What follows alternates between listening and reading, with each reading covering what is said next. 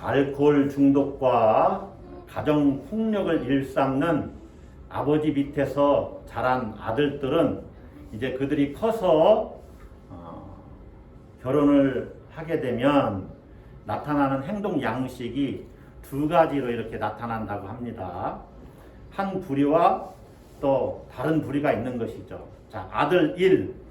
아들 1은 개버릇 남 못 주고 배운 게 도둑질이라고 자기가 보고 자란 아버지 모습을 그대로 답습해서 알코올 중독에 빠지고 또 가정 폭력을 그대로 또 일삼는 그러한 아들들이 있다는 거예요. 또 다른 부류 아들 2는 이제 아버지를 반면교사 삼아서 술은 이제 쳐다보지도 않고 지긋지긋하니까 알코올 중독이 웬 말입니까? 술은 쳐다보지도 않고 가정 폭력도 정말로 완전히 떠나서 가정에 사랑이 넘치고 화목한 가정으로 이끌어가는 그런 아들들이 있다고 합니다. 완전히 두 부류가 다른 것이죠. 여러분, 다른 사람들이 악행 또 잘못된 행실 그런 것들을 여러분들이 봤을 때는 우리가 어떻게 해야 됩니까? 우리 그리스도인으로서 흔히 내로남불 이야기를 하지요. 불륜을 저질렀는데 다른 사람이 하는 것은 불륜이고 내가 불륜을 저질렀다면 로맨스로 여기는 것을 내로남불. 그런데 그렇지 않잖아요. 불륜은 다른 사람도 불륜이고 자신이 해도 불륜인 것입니다. 다른 사람의 악한 행실을 보고 우리는 어떻게 해야 합니까? 그러한 행실을 나도 행하고 있지 않나 자기를 점검해 봐야죠. 성찰해 봐야죠. 그리고 그런 행실을 하고 있다면은 그 행실을 떠나야 됩니다. 악한 행실이니까, 나쁜 짓이니까, 나쁜 일이니까. 그래서 악행을 저지르고 있는 그 사람들을 반면교사 삼는 거예요. 반면교사. 반면교사라는 말이 뭐냐면 다른 사람이나 사물의 부정적인 측면에서 가르침을 얻는 것입니다. 부정적인 측면에서 내가 가르침을 얻고 그걸 교훈 삼는 거예요. 이게 반면교사입니다. 여러분, 이 세상의 모든 사건들 또 어떤 그 일들 속에 나타나는 어떤 현상들 그리고 세상의 모든 사람들은 우리에게 가르침을 주는 어떤 타산지석의 역할을 해요. 타산지석. 그러니까 우리는 모든 것으로부터 배울 수 있어야 돼요. 나의 신앙 성숙을 위해서 주신 타산지석이다. 타산지석이라는 말은 말 그대로 다른 산의 돌이란 뜻입니다. 그런데 이 말은 중국 최고의 시집인 시경에 나오는 학이라고 하는 시, 날라다니는 학 있지 않습니까? 그 시에 나오는 어구인데 이것을 정확하게 이해하려면 조금 더 그 말을 덧붙여서 거기에 나오는 시 뒷부분을 같이 봐야 돼요.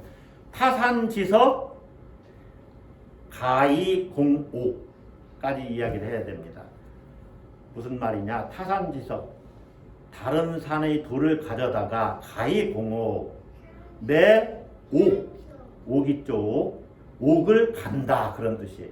다른 산의 돌을 가져다가 내 옥을 간다. 그러니까 다른 사람의 사소한 언행이나 실수 그것을 통해서 내가 그것을 교훈으로 삼고 거기에서 가르침을 얻는다는 겁니다.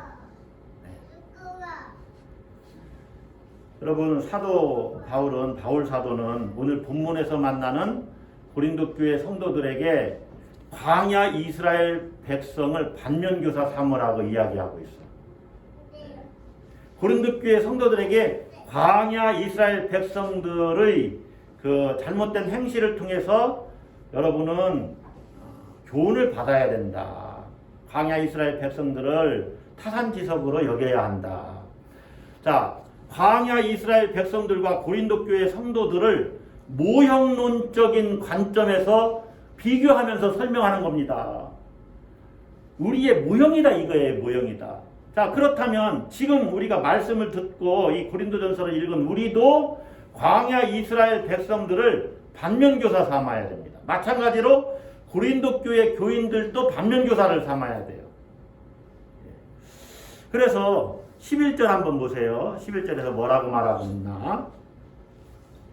그들에게 일어난 이런 일은 뭐가 되고 본보기가 되고 또한 말세를 만난 우리를 깨우치기 위하여 기록되었느니라.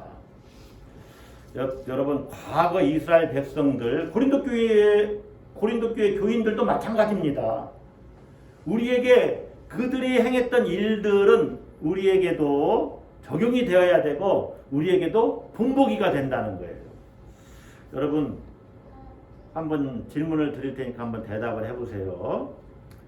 은혜를 받았음에도 불구하고 죄를 지을 수 있을까요? 은혜를 받고도 악행에 빠질 수 있습니까? 은혜 받았으니까 절대 죄 짓지 않습니까? 여러분, 은혜를 받아도 죄 지을 수 있습니다. 오늘 설교는 어찌 보면 감리교 목회자들은 설교하기가 편할 거예요. 감리교 교리는 이 전통에 있거든요. 그러나 장로교 목사님들은 좀 설교하기가 어려울 수도 있어요. 왜냐하면 은혜를 받고도 죄 짓고 끝내 죄에서 돌이키지 않으면 하나님께 심판받거든요. 은혜 받고 구원받아도 잘못하면 그 구원을 이룰 수 있어요. 무슨 얘기냐?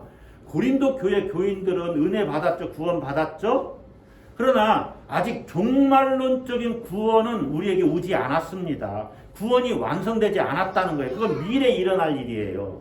그러니까 우리는 구원을 받았고 지금 구원을 받고 있고 현재적으로 또 구원을 받아야 됩니다. 이게 은혜를 받았고 구원받았으니까 회개할 것이 없다. 회개하지 않아도 된다. 라고 말하는 사람들은 이단이나 그렇게 말하는 거예요. 회개하지 않아도 된다는 말은 죄를 짓지 않았다는 이야기거든요. 은혜를 받고 구원을 받았어도 죄 지을 수 있어요. 그러므로 죄 지었으면 회개를 해야죠. 은혜를 받고도 죄 지을 수 있다는 것을 우리가 알아야 됩니다. 그리고 죄 지었으면 회개를 해야 된다는 것이죠. 고린도 교회 교인들은 큰 은혜를 받았습니다. 그래서 그들은 각양 지식이 넘쳤고 또 언변에 풍성했어요. 성령의 각양 은사들이 나타났습니다. 모두 다 하나님의 은혜지요. 그렇게 큰 은혜를 받았음에도 불구하고 고린도 교회 교인들은 자신이 신령한 존재가 됐다는 것을 자랑으로 여기면서 종말론적인 구원을 받은 것으로 착각했어요. 그래서 그들은 이방 신전에 가서 제의에 참석하고 제의에 참석할 뿐만 아니라 또 이제 그 제사에 쓰였던 그 음식들을 먹고 심지어는 이방 신전 그곳에서 음행을 저질렀어요. 악행을 행한 것입니다. 그들을 향해서 바울 사도가 지금 경고하는 거예요. 광야 이스라엘 백성들의 악행을 너희들이 한번 봐라. 그들이 어떻게 됐느냐? 멸망하지 않았느냐? 은혜를 받고도 악행을 저질렀기 때문에 하나님께 버림받고 그들의 인생이 비참하게 끝나지 않았느냐? 그래서 12절에서 경고하는 거예요. 그런즉 선줄로 생각하는 자는 넘어질까 조심하라. 할렐루야. 여러분, 아무리 하나님의 큰 은혜를 받았더라도 절제하지 못하고 악행을 계속 행하면 결국에는 멸망당한다는 이야기예요. 자, 광야 이스라엘 백성들은 어떠한 은혜를 받았느냐? 1절 보시면 우리 조상들이 자, 형제들아 나는 너희가 알지 못하기를 원하지 아니하노니 그러니까 너희가 알아야 된다 그 말이지요. 우리 조상들이 다 구름 아래에 있고 바다 가운데로 지나며 이것은 출애굽 사건을 가리킵니다. 그러니 얼마나 놀라운 은혜를 받은 거예요. 애굽의 노예 생활을 하고 있다가 하나님으로 말미암아 자유를 얻었어요. 노예 생활에서 해방됐습니다. 그러니까 하나님의 놀라운 은혜를 받았지요. 예. 이 구름 아래에 있고 할 때 구름은 이스라엘 백성들을 적들의 위험으로부터 보호해 주시는 하나님의 은혜를 말합니다. 구름 아래에 있었다. 지금 우리도 사실은 구름 아래에 있는 것이죠. 그래서 지난 한 주간도 여러분 건강하게 하나님이 보호해 주시고 지켜주신 것 아니겠습니까? 우리도 구름 아래에 있고 바다 가운데로 지났다. 이 말은 세례를 받았다. 그 말이에요. 그래서 2절에 보면 모세에게 속하여 다 구름과 바다에서 세례를 받고 그렇게 말했죠. 예.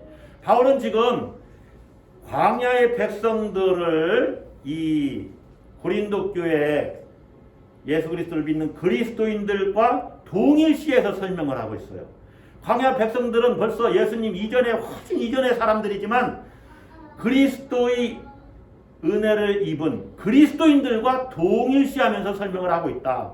그래서 그들은 하나님의 은혜로 구원받고 세례받은 하나님의 백성이다 하는 얘기예요. 광야 이스라엘 백성들이. 그래서 그들은 신령한 음식을 먹고 신령한 음료를 마셨다. 신령한 음식과 음료는 뭐를 상징하냐면 성만찬을 상징합니다. 다시 말하면 예수 그리스도의 몸과 살을 상징을 해요. 성만찬을 상징해요. 그래서 뭐라고 말합니까? 신령한 반석으로부터 마셨는데 이 신령한 반석이 누구냐? 그리스도다. 이렇게 얘기를 해요. 4절 한번 보세요. 자, 4절은 같이 한번 읽어볼까요? 다 같은 신령한 음료를 마셨으니 이는 그들을 따르는 신령한 반석으로부터 마셨음에 그 반석은 곧 그리스도시라. 자, 광야 이스라엘 백성들은 예수님을 알지도 못합니다. 몇백 년 전 사람들이죠. 예. 그런데 이 예수 그리스도로부터 마셨다. 이렇게 얘기하는 거예요. 예수님의 살과 피를 먹은 것과 똑같이 신령한 음식, 신령한 음료를 신령한 반석으로부터 마셨다. 여러분 지금 신령한 세 번 반복했죠. 신령하다는 것은 영적이다 그 말이에요. 다시 말하면 신령한이라는 단어는 하나님께 소속된 부분을 이야기하는 것입니다. 다시 말하면 광야 이스라엘 백성들은 하나님의 크신 은혜를 받은 백성들이다 그 말이에요. 은혜를 받았어요. 이렇게 구원받았다 그 말이에요. 그런데 성경은 뭐라고 하느냐? 그들의 다수가 멸망을 당했다고 이야기를 해요. 여러분 은혜를 받았는데 왜 멸망을 받습니까? 5절을 한번 보세요. 5절. 그러나 그들의 다수를 다 같이 읽습니다. 하나님이 기뻐하지 아니하셨으므로 그들이 광야에서 멸망을 받았느니라. 여러분 은혜를 받았는데 하나님이 기뻐하시지 않는 사람들이 됐어요. 그래서 그들의 다수가 멸망받았어요. 하나님이 기뻐하시지 않는 어떤 일들을 행했느냐. 오늘 본문에서는 바울 사도가 광야 이스라엘 백성들이 저지른 악행을 4가지로 이야기합니다. 몇 가지? 4가지. 자, 우리에게는 4가지가 해당되지 않을 수 있지만 하나님이 기뻐하시지 않는 일을 4가지로 말하는 것은 4가지를 가지고 4가지가 대표하고 있다 그 말이죠. 4가지는 뭐냐? 광야 이스라엘 백성들이 행한 악행 4가지는 따라서 한번 합시다. 우상숭배, 음행, 주를 시험한 것, 원망한 것. 예, 우상숭배와 음행과 주를 시험하고 원망한 것. 이 4가지입니다. 우상숭배는 뭐냐? 자, 이스라엘 백성들이 시내산에 다다랐을 때 모세가 시내산에 올라가죠. 그곳에서 십계명을 받게 됩니다. 또 성막을 지으라는 말씀을 받고 율법을 받게 되죠. 그리고 내려와 보니 산 밑에서 어땠어요? 이스라엘 백성들이 금송아지를 만들어 놓고 제사를 지내는 거죠. 금송아지를 놓고 그것을 섬기고 앉아서 먹고 마시고 또 일어나서 뛰노는 겁니다. 우상 숭배. 자, 당시 고린도에도 이방 신전이 많이 있었어요. 고린도 교회 교인들은 이방 신전에 가서 이방 우상에게 제사 지내는 일을 그 일에 참석했고 참여했고 또 제사 지내는 음식을 먹고 음식 자체는 사실 문제가 안 됩니다. 그게 문제가 아니에요. 제사 지내는 이방 우상을 섬기는 그 일에 참여한 그것이 문제예요. 그리고 그곳에 있는 여성들과 우상을 섬기는 사람들이죠. 이방 여사제라고 볼 수가 있습니다. 그들과 음행을 저지르는 거예요. 자신들은 신령한 존재가 됐다고 생각을 하고 바울은 지금 그것을 지적하고 있는 것입니다. 여러분, 우상 숭배가 뭘까요? 요즘에 우리 그리스도인들이 무슨 이렇게 어떤 우상을 만들어 놓고 섬길 리는 없지요. 그렇게 하진 않습니다.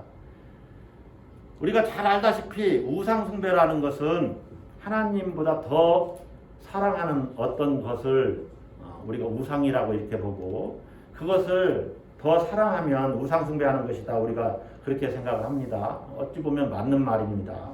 그런데 아주 쉽게 우상이라는 것은 이런 거예요. 내 마음을 완전히 쏟고 있는 그것, 내 마음의 중심을 그것에 두는 것, 이게 우상이에요. 내 마음을 사로잡고 있는 것. 아주 쉬운 예로 오늘 아침에 임절미떡을 했어요.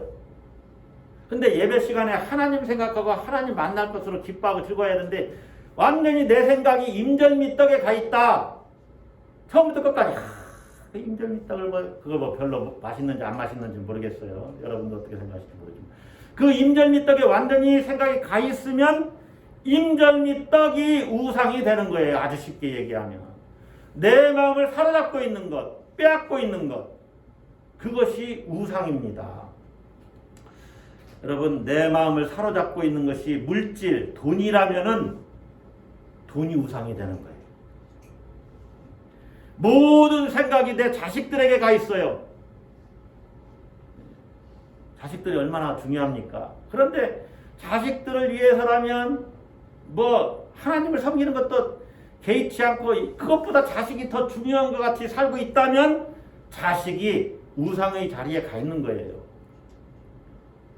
부귀 영화를 누리면서 살아야지. 그래서 거기에만 모든 마음이 빼앗겨 있어요. 그러면 그게 우상이 돼 있는 거예요. 부귀 영화가. 명예 권력도 마찬가지입니다. 우리의 건강 중요합니다.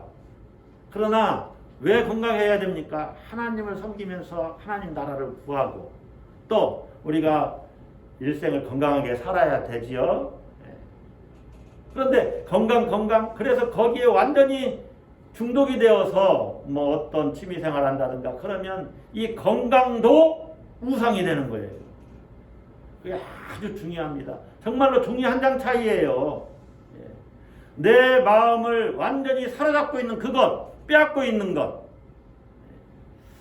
여러분, 그래서 어떤 그것이 내 머릿속에 가득 차 있는데 그것으로 나를 증명해 보이고 나를 규명하고 나의 정체성을 찾으려고 한다?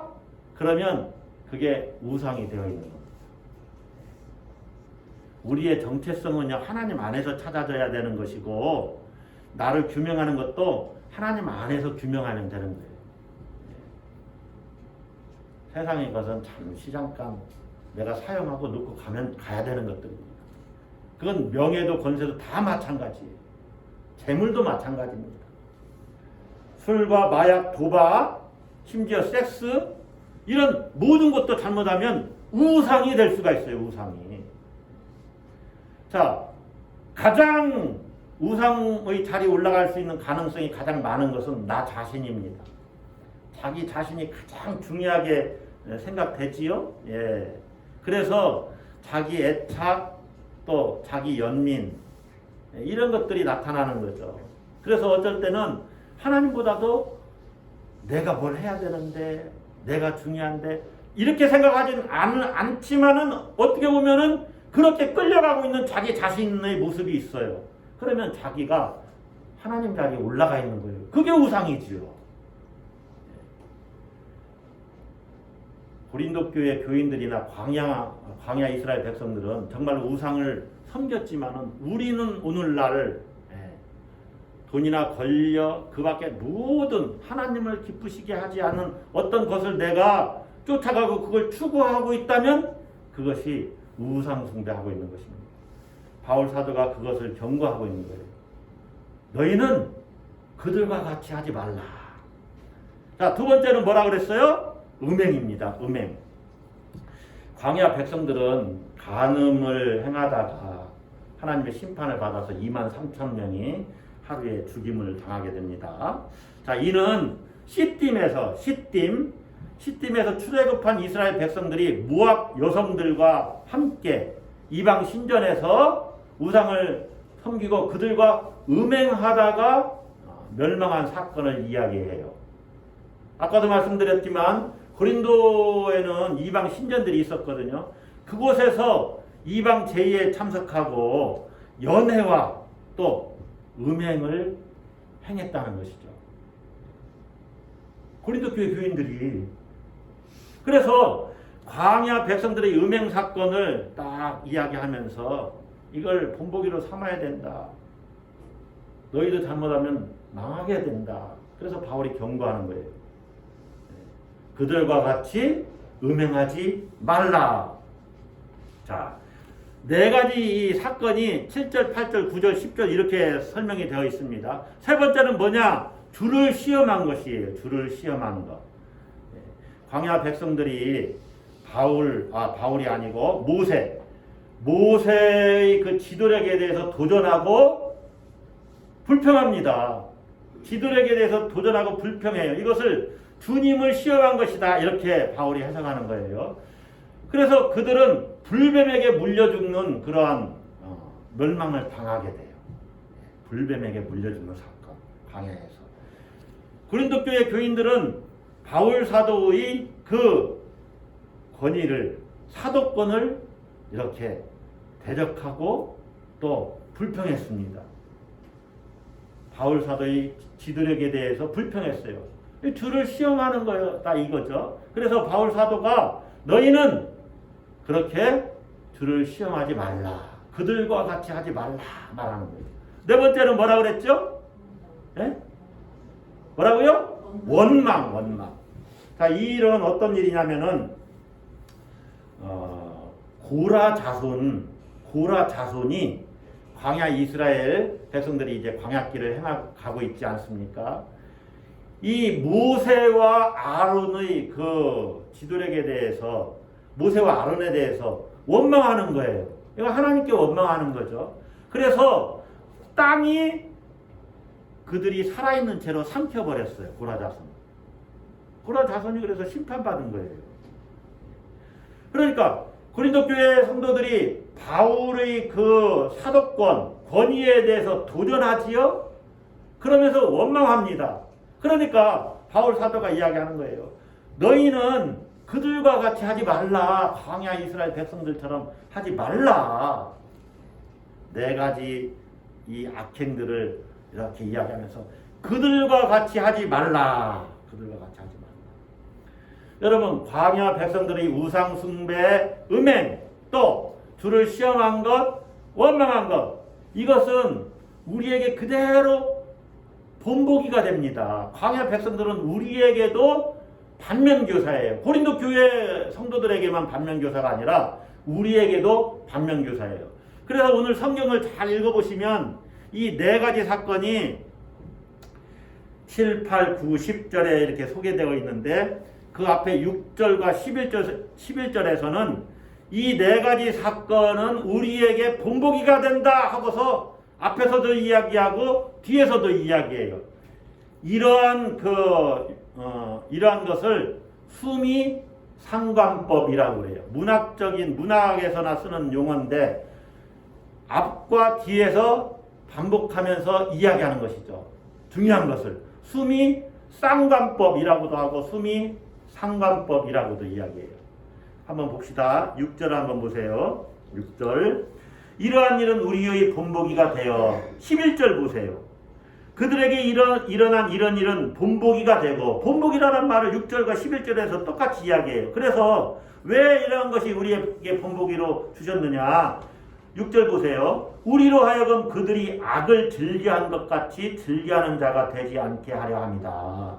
11절 보세요. 그들에게 일어난 이런 본보기가 되고, 또한 말세를 만난 우리를 깨우치기 위하여 기록되었느니라.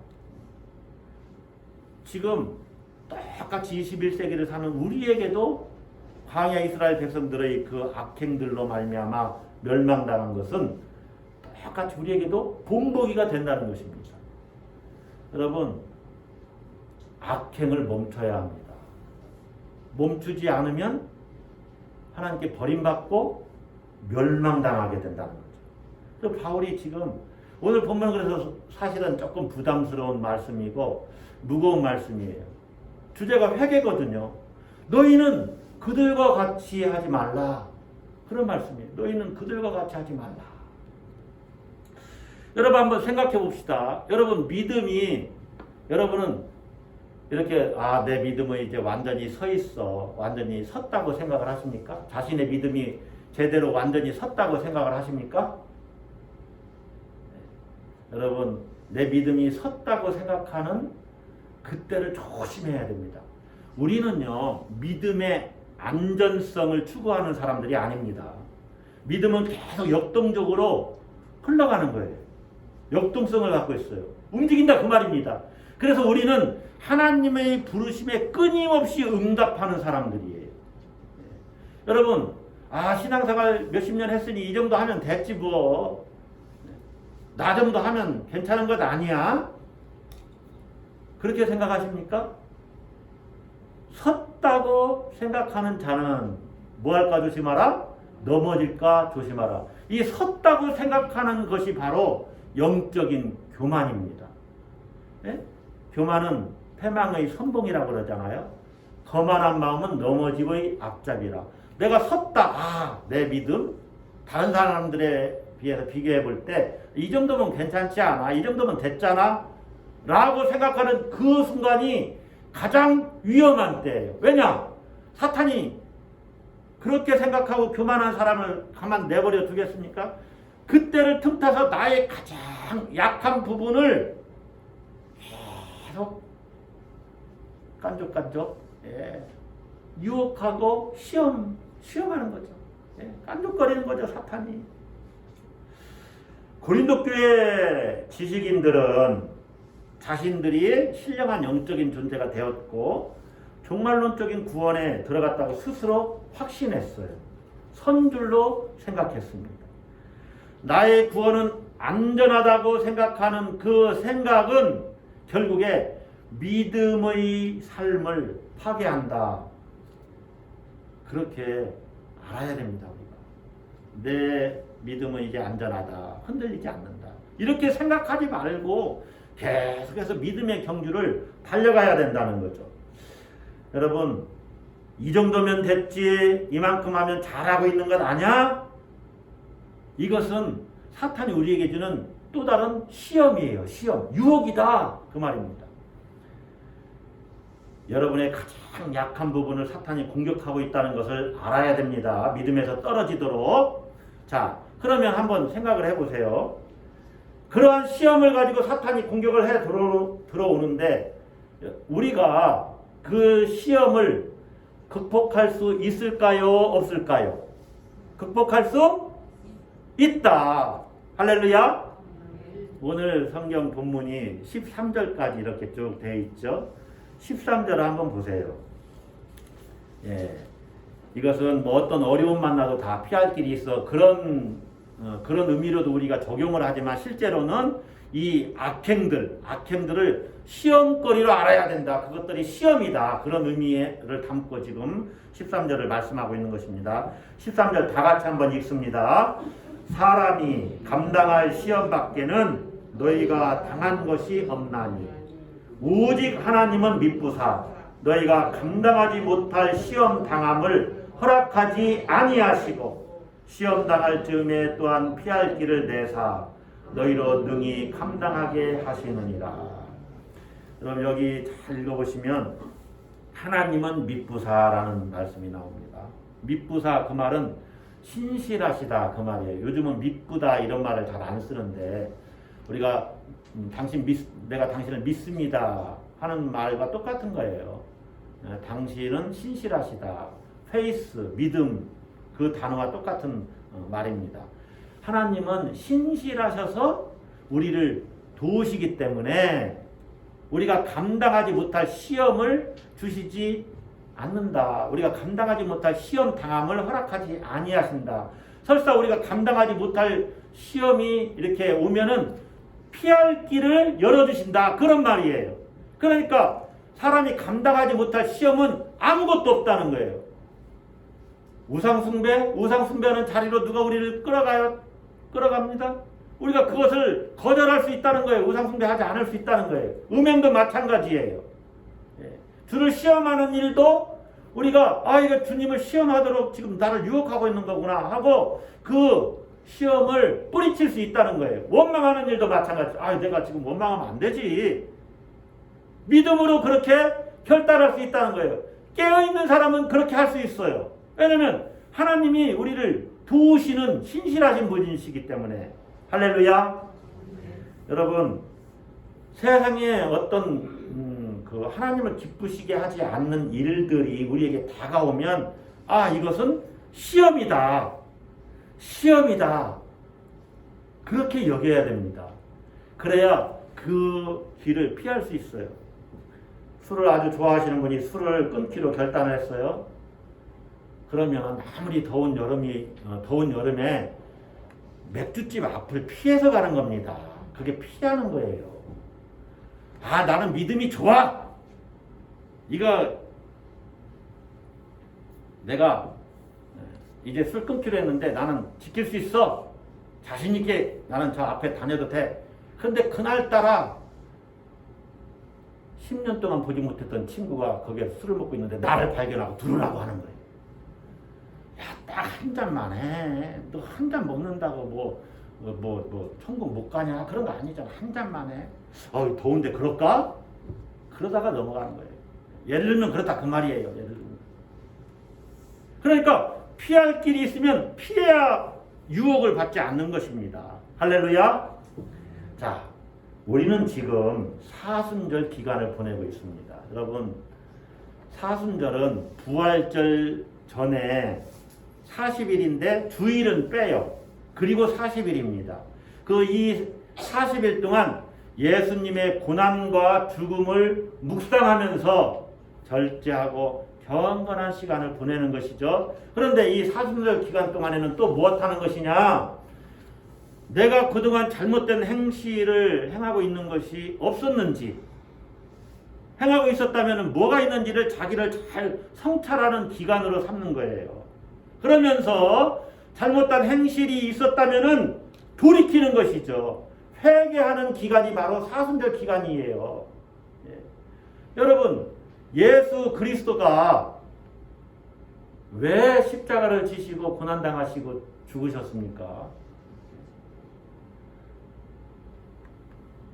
에베소서 1장 7절 말씀인데 제가 공동 번역으로 말씀드리겠습니다. 우리는 그리스도의 죽음으로 말미암아 죄를 용서받고 죄에서 구출되었습니다. 쉽게 공동번역 성경이 그렇게 번역을 했어요.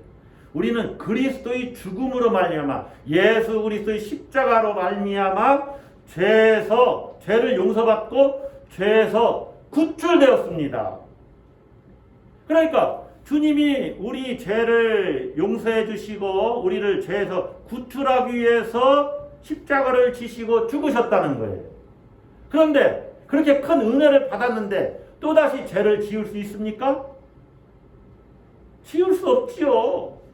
그래서 여러분, 우리를 유혹하는 어떤 죄악들이, 악행들이 우리를 유혹하면은 내가 그리스도의 십자가로 말미암아 죄사함 받고 죄에서 구출되었는데, 건져졌는데 어찌 다시 죄를 지을 수 있으랴? 그때 믿음으로 결단해야 돼요.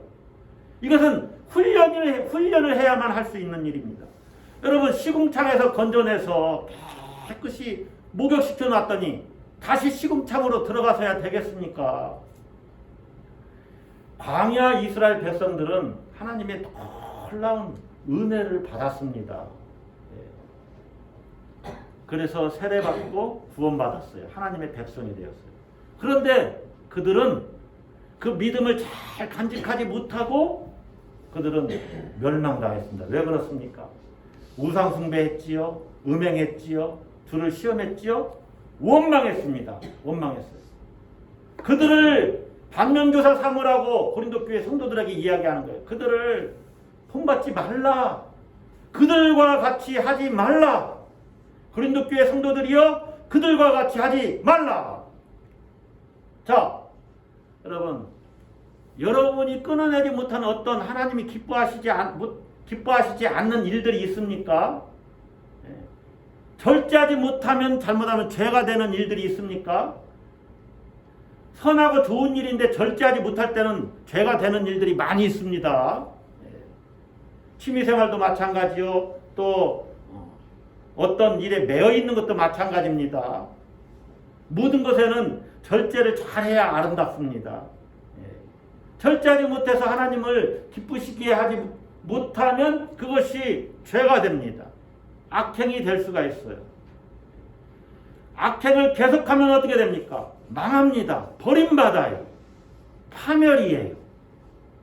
그래서 바울 사도가 지금 경고하고 있는 것입니다. 너희는 그들과 같이 하지 말라. 선한 목자 교회 성도들이여 그들과 같이 하지 말라.